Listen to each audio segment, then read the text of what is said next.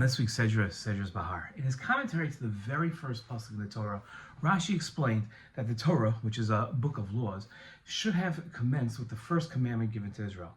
The Torah starts, though, with the story of creation, so that if the people of the world accuse the people of Israel that you're robbers because you took by force the lands of the 7 nations of Canaan, the people of Israel can reply to them, all the earth belongs to Hashem. He created it, and he gave it to the nation he pleased.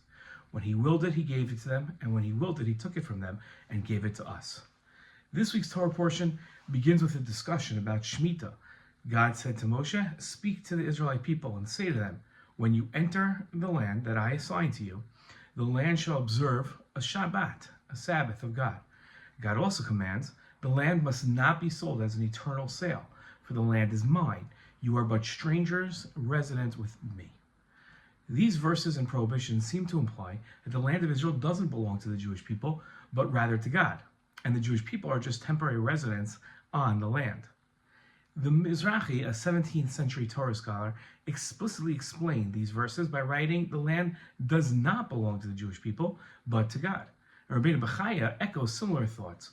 In writing, the owner is reminded that seeing the whole universe belongs to God, he has no reason to feel grieved.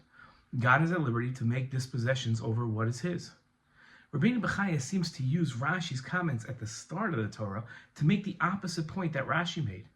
It seems that Rashi's comment that God gave the land to the Jewish people and the verse where God prohibits selling one's land permanently because the land belongs to God contradict each other. If the land was truly given to the Jewish people, then they should be able to use it as they see fit. Now, was the land given to the Jewish people or not?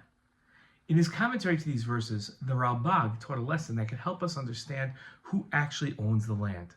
"The land is mine," he wrote, "and I have not given it to you for a permanent possession, even though you possess it. For you are like a stranger in that land, or like a resident who is in the hands of his master, but who has no control over what he actually possesses." A teaching about who the earth and its resources belong to is taught in the Talmud. Rabbi Levi raised a contradiction between two different verses. In one verse, the following is stated: "The earth and all it contains is the Lord's."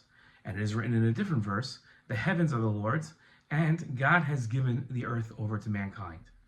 There is clearly a contradiction with regard to whom the earth belongs. Rabbi Levi himself resolved the contradiction. He explained that the verse that says that the earth is the Lord's discussed before a person makes a blessing over food. And the second verse, where it says that God gave the earth to mankind, refers to after a blessing is recited over food. Rabbi Levi taught that a blessing gives people the license to use the earth's resources for their own benefit. Rabbi Levi's methodology can be applied to the contradiction raised earlier in this Dvar Torah. The land of Israel is God's portion, and it belongs to God. At the same time, God allows the Jewish people to use the land of Israel. The Jewish people's license to use the land is a limited use permit.